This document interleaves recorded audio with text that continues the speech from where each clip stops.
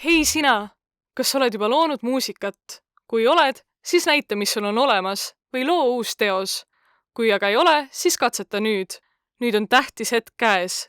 Digitaalse audiovisuaalse loomingu konkursi tähtaeg on 15. aprill 2022. Elektrooniline tantsumuusika. See paneb tantsima, kõnetab sinu tundeid, see on populaarne. Filmimuusika ja muusikavideo. Siin elavad visuaal ja muusika valdavalt kooskõlas. Elektroakustiline muusika.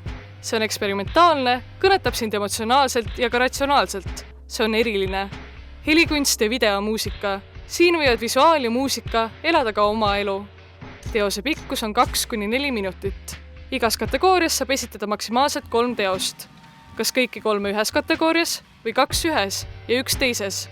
Või igas kategoorias 1 teos. Žüriiliikmed on tunnustatud oma alal Eestis ja ka rahvusvaheliselt. Väljapaistvad teosed valib BFM Music Junior välja eesmärgiga levitada Eestis ja rahvusvaheliselt. Vaata lisaks või võta ühendust dlu-digikonkurss.tilda.2vs. Soovime mõnusat loomist!